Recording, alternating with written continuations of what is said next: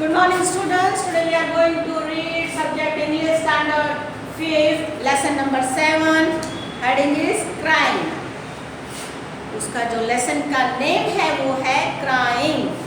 Crying only a little bit is no use. You must cry until your pillow is soaked. Then you can jump in the shower and splash, splash, splash. थोड़ा बहुत रोना कोई काम का नहीं है. आप उतना रोए कि जब तक आपका पिलो पूरा गीला नहीं हो जाता. सोक्ड मीन्स गीला. कितना रोना है आपको? जब तक आपका जो ये बच्चा देखो इतना रो रहा है कि जब तक उसका पिलो पूरा उसका गीला नहीं हो जाता. Then you can jump in the shower. और फिर क्या करेंगे आप? शावर में शावर लेने. हम जो बात लेते हैं शावर होता है हमारा, तो हम शावर लें और उसको स्प्लैश स्प्लैश स्प्लैश कर दें. Then you can throw open your window and ha ha ha ha. फिर क्या करेंगे आप? अपना विंडो ओपन करेंगे और हंसेंगे जोर जोर से. And if people say, hey, what's going on up there? Ha ha, sing that happiness was hiding in the last year I wept it. Ha ha. Now अब वो क्या है ये यहाँ पे जो पोएट कह रहा है वो क्या कह रहा है? फर्स्ट तो उसने कह दिया कि थोड़ा बहुत रोना कोई काम का नहीं है. रोना है तो इतना रो कि आपका पूरा पिलो, आपका पूरा तकिया गीला हो जाए.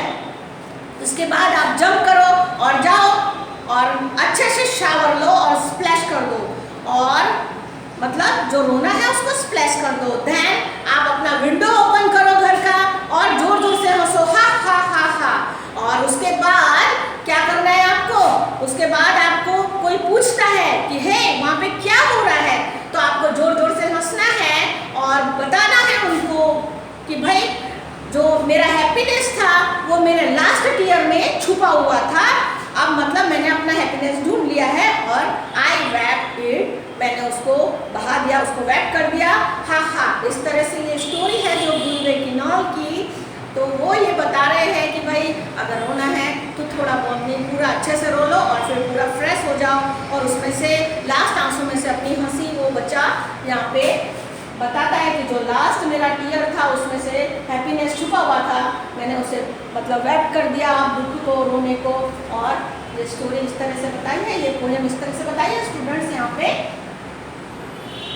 और अब मैं इसका समरी पढ़ रही हूँ. In the poem crying the child says that if you want to cry then cry to the fullest till the pillow is soaked with tears. Then take a bath and laugh loudly and you will find that your happiness was hidden in the last tear.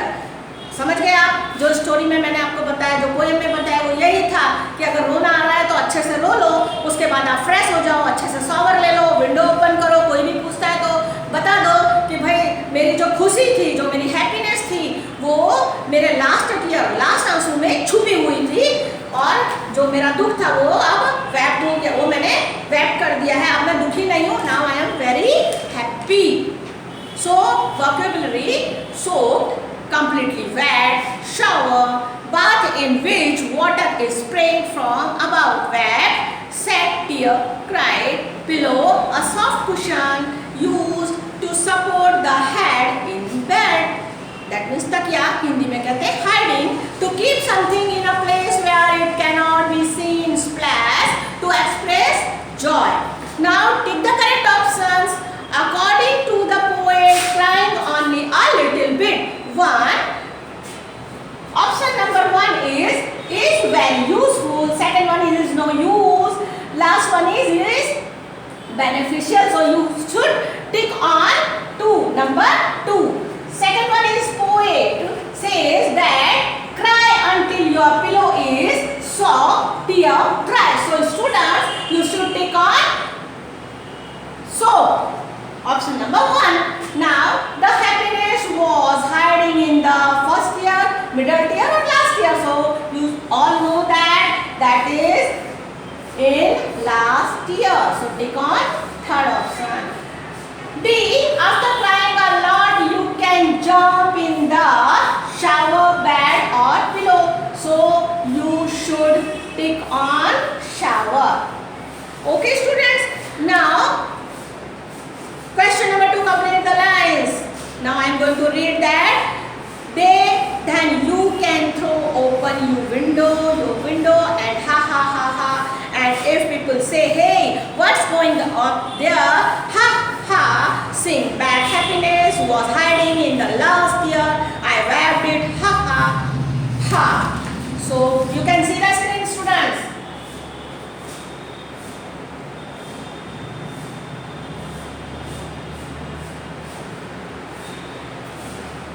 Now students, question number 3, write at least 3 rhyming words of the following.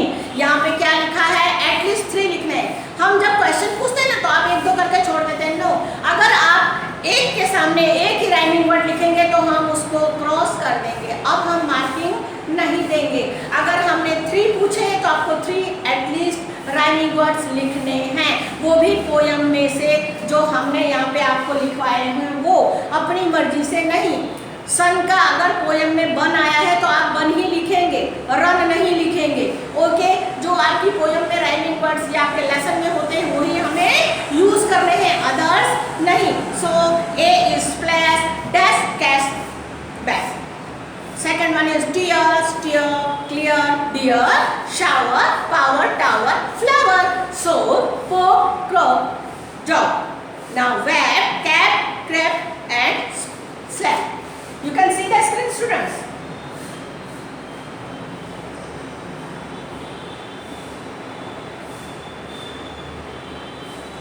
Now your question number 4. What is your fourth question is, are the sentences right or wrong? ये sentence सही है या गलत है? अब ये आपको टिक करने हैं, क्रॉस या फिर टिक. सही है तो हम टिक करेंगे और गलत है तो हम, आप जानते हैं क्या करेंगे, क्रॉस करेंगे. Now the poet says you must not cry much, so that is wrong. The poet says that you should cry till your pillow is सोप. Okay, that is right, so tick on that.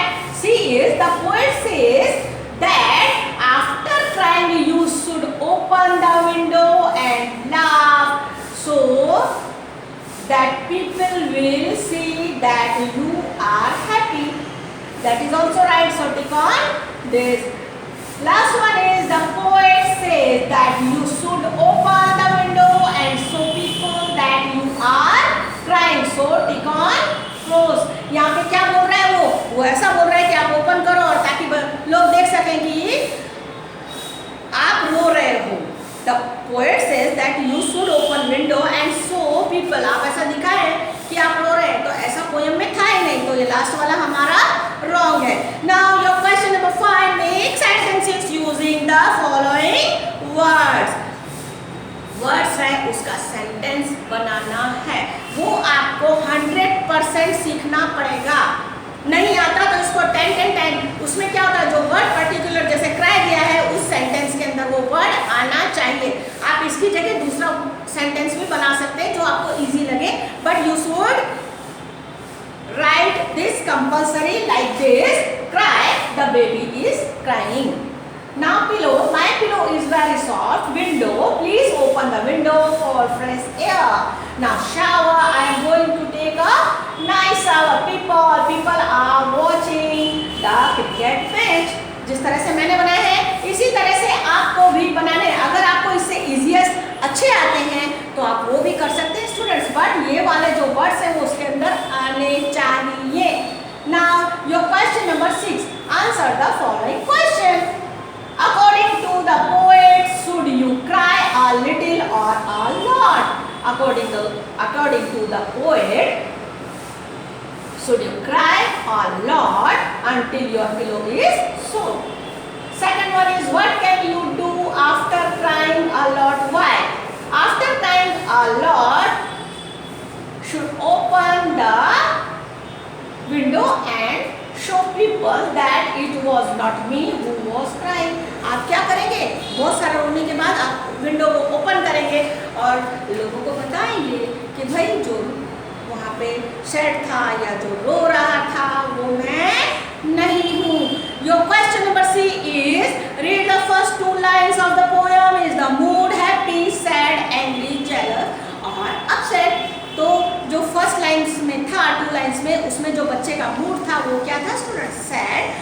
जो आपका 2 number का उसमें सी का जो 2 है that is in the last few lines the mood of the poet has changed. What is it now? Very happy, angry, cheerful, sad or jealous. So students, last में था उनका very happy. So you can see the screen.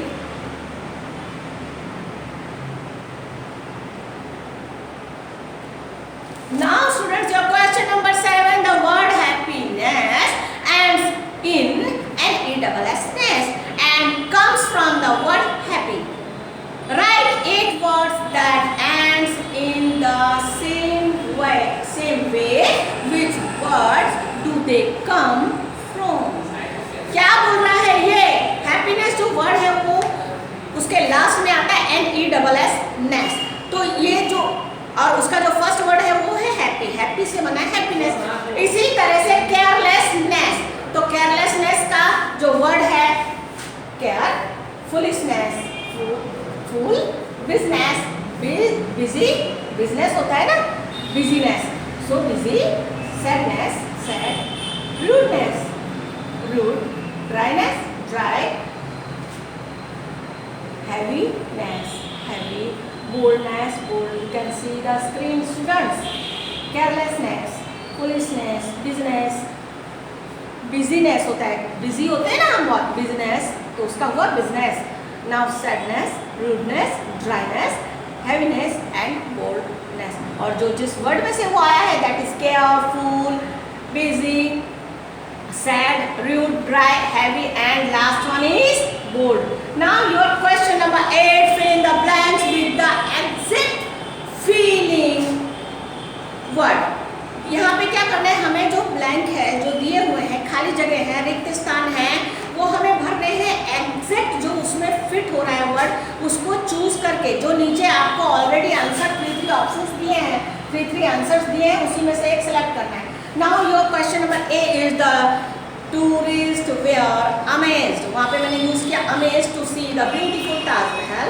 The light went out suddenly. I was alone and frightened. वहाँ पे मैंने वो use किया. He has been ill for a long time and his parents were worried. यहाँ हमने worried word use किया है. और लास्ट है the shopkeeper was shocked when he saw his safe wide open with all his money missing. उसका safe था जो वो खुला था, उसका मनी जो था वो मिस था. यहाँ पे आया missed, return, worried, so you can see the screen students. You will get the WhatsApp of this copy as soon as possible, so you don't worry. Okay. Now your question number 9, fill in the blanks. Now here हमारे पास में एक box दे दिया है, उसी में से हमें questions के आंसर मिल जाएंगे. एक छोटा पैरा है, उसे हमें कंप्लीट करना है. मैंगोज गिव अस, तो क्या देता है मैंगो हमें? Juice. Lemons are full of vitamin C होता है उसमें, तो हमने लिखा मैंने यहाँ पे शॉर्ट में लिख दिया था wheat she. Okay. Now potatoes, wheat and rice give us carbohydrates. Mustard, coconut, sunflower and groundnut are full of fat. Radish, cucumber, onion and cabbage are for salad. Fruits like apple, guava, oranges, banana give us power to fight disease. ये देख लीजिए, आप screen पे देख लीजिए, ऊपर से जो आंसर थे वो सिलेक्ट करके हमने लिख दिए हैं. अब हमारा आता है question number 10. Circle the words which represent a happy mood. आपका मूड हैप्पी जो रिप्रेजेंट करता है वो जो सर्कल करना है इसमें उन वर्ड पे. So students, now this is very easy, so I have spared this question for you. हमारा यहाँ पे क्या हुआ स्टूडेंट्स, पूरी की पूरी एक्सरसाइज तो मैंने आपको कंप्लीट करवा दी है. आपको इसको पूरा रीड करा, एक्सप्लेन कर दिया, इसकी समरी रीड कर दी, वोकैबुलरी आपको बता दिया था स्टूडेंट्स, और जो टिक द करेक्ट ऑप्शन थे वो complete the lines, rhyming words, और और यहाँ पे जो राइट और रॉन्ग बताना था हमें वो क्वेश्चन नंबर 4। यहाँ पे सेंटेंस मेकिंग है वर्ड का। क्वेश्चन 6 है हमारा answer the following question. Question number 7 है हमारा जो नेस NESS के साथ में जैसे एंड हो रहा है वर्ड, उस तरह के हमें वर्ड थे यहाँ पे लिखने थे। क्वेश्चन नंबर 8 था जो इसमें से हमें एग्जैक्ट जो वहाँ पे सेट हो रहा है, जो फिट हो रहा है वो वर्ड यहाँ से सिलेक्ट करके लिखना था, fill in the blanks complete करनी थी स्टूडेंट्स। तो क्वेश्चन नंबर 8 हमारा वो था। यहाँ पे जो हमारा क्वेश्चन नंबर 9 था वो क्या था, फिल इन द ब्लैंक्स। जो यहाँ बॉक्स दिया है उसी में से हमें सिलेक्शन करना था और उसे इस पैरा में सेट करके लिखना था। नाउ क्वेश्चन नंबर 10 था हमारा circle the words which represent a happy mood. जो वर्ड हमारे हैप्पी मूड को रिप्रेजेंट करते हैं उन्हें हमें सर्कल करना है, तो वो अब आप कर देंगे। इस तरह से हमारा पूरा यहाँ पे एक्सरसाइज का जो फॉर्मेट था मैंने आपको कंप्लीट कर दिया स्टूडेंट्स। अब मैं most important part of the lesson is hard words और you can say also new words, वो एक बार आपको बता देती हूँ। First one is soaked, second one is sour, third one is wet, fourth is tear, fifth is deep dry, sixth is crying, 7 is pillow, 8 is jump, 9 is so and last 10 is wet. So मैंने लिया है, you can say ma'am so कैसे ले सकते हैं, but यहाँ पे shower आया था ना, इसमें से show word मिल रहा है आपको, तो मैंने एक वर्ड यहाँ पे लिया है। Okay, so you can see the screen 1 2 3 4 5 6 7 8 and 9, last one is 10। ये आपको आपकी बुक में फर्स्ट पेज पे पहले ये लिखेंगे, नोटबुक में पहले ये लिखेंगे, उसके बाद में आप आगे ट्रू एंड फॉल्स और क्वेश्चन आंसर लिखेंगे। पर फर्स्ट लेसन जब हम स्टार्ट करते हैं तो फर्स्ट हम हार्ड वर्ड लिखेंगे स्टूडेंट्स, जैसे आप सबको पता ही है। नाउ हमारा होमवर्क यहीं पे मैंने नोट डाल दिया है, write homework, write hard word, this hard word as per above, मैंने ये लिखा है ब्रैकेट में, मतलब ऊपर जिस तरह से दिया है उस तरह से हमें हार्ड वर्ड लिखने हैं। And question 1 to question 6 in your notebook. Hard word homework में हमें क्या करना है, होमवर्क में हमें क्या लिखना है, हार्ड वर्ड लिखने हैं और क्वेश्चन 1 से क्वेश्चन 6 तक आपको नोटबुक में लिखना है। और जो ये हमारा लेसन है इसकी व्हाट्सएप कॉपी तो आपको इमीडिएटली आज के आज मिल जाएगी। और नेक्स्ट लेक्चर में हम लोग लेंगे lesson number 8 my elder brother. So आप उसका थोड़ा प्रिपरेशन करके रखिएगा। Okay, till then bye, thank you.